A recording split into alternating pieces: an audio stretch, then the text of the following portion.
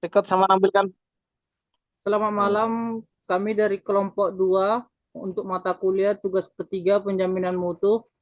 Kami di sini membahas mengenai tentang keterlambatan pengiriman barang.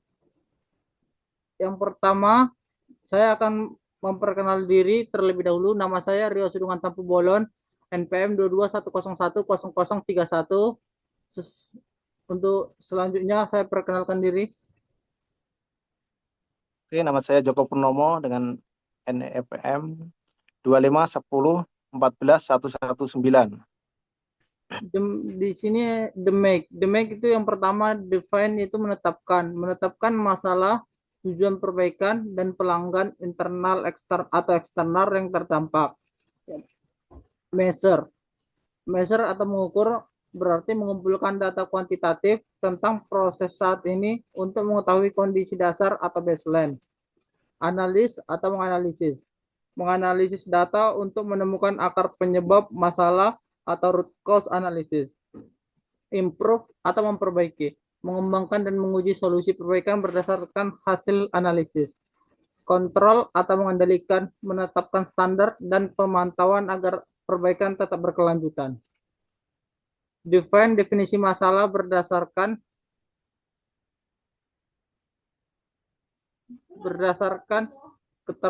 kasus keterlambatan pengiriman barang. Berdasarkan data perusahaan, sekitar 25% pesanan dalam 1 bulan terakhir terlambat melebihi waktu yang dijanjikan, yaitu keluhan pelanggan muncul karena ketidaktepatan pengiriman. Tujuan mengurangi jumlah keterlambatan pengiriman, meningkatkan ketepatan pengiriman minimal 95%, menurunkan jumlah keluhan pelanggan terkait pengiriman. Toolsnya flowchart. Yang kedua, measure atau mengukur. Kasus keterlambatan pengiriman barang, pengumpulan data dikumpulkan dari 50 pesanan acak dalam 1 bulan terakhir. Data yang dicatat meliputi waktu pengiriman dan status pengiriman, tepat waktu atau terlambat. Dapat dilihat dari slide berikut. Statistik deskriptif, rata-rata waktu pengiriman itu 4,1 hari, waktu pengiriman tercepat 3 hari, waktu pengiriman terlama 6 hari, jumlah pesanan terlambat 12 dari 50 pesanan. QC tools yang digunakan, yang pertama checksheet untuk mencatat jumlah keterlambatan setiap hari. Di sini ada jumlah keterlambatan setiap minggu. Minggu pertama dengan total pesanan 12, tepat waktu 9, terlambat 3. Minggu kedua total pesanan 10, tepat waktu 7, terlambat 3. Minggu ketiga total pesanan 8, tepat waktu 6, terlambat 2. Minggu keempat total pesanan 12, tepat waktu 10, terlambat 2. Minggu 5 total pesanan 8, tepat waktu 6, terlambat 2. Histogram untuk melihat distribusi waktu pengiriman dan mengetahui pola keterlambatan. Di sini ada waktu pengiriman dalam bentuk hari, ada yang 3 hari dengan frekuensi 20, ada yang 4 hari dengan frekuensi 18, ada yang 5 hari dengan frekuensi 10, ada yang 6 hari frekuensi 2 dengan tabel histogram sebagai berikut. Interpretasi, sebagian besar pesanan 38 dari 50 dikirim tepat waktu, artinya proses pengiriman perusahaan cukup baik secara umum. 12 pesanan terlambat, sebagian besar disebabkan oleh staf gudang yang terbatas dan rute pengiriman kurang efisien dari histogram waktu pengiriman. Terlihat bahwa sebagian besar pesanan dikirim dalam 3-4 hari, sementara sedikit pesanan membutuhkan 5-6 hari. Yang ketiga, analisis atau analyze. Identifikasi akar masalah menggunakan fishbone diagram. Penyebab keterlambatan pengiriman dikategorikan sebagai berikut.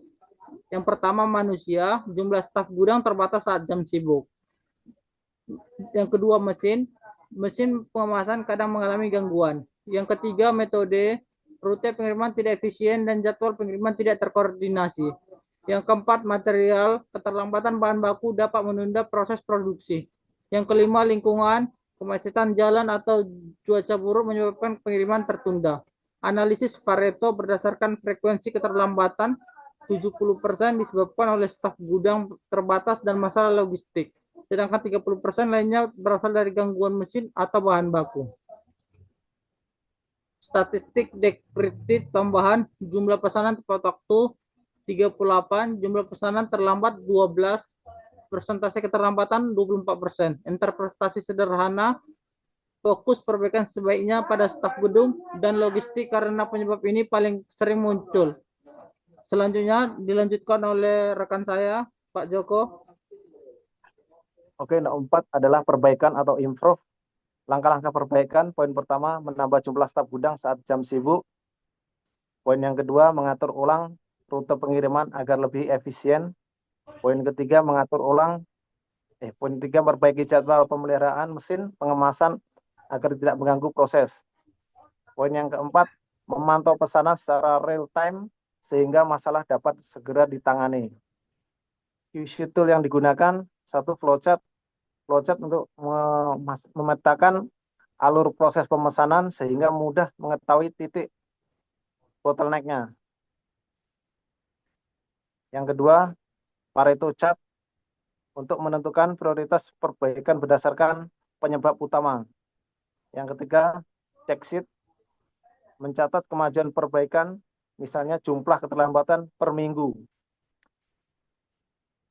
Dan hasil yang diharapkan, rata-rata pengiriman mendekati target 3 hari.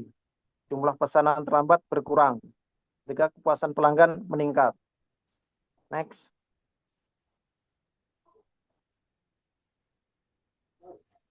Pengendalian atau kontrol. Langkah-langkah pengendalian. Satu, memantau waktu pengiriman secara rutin menggunakan flowchart sederhana.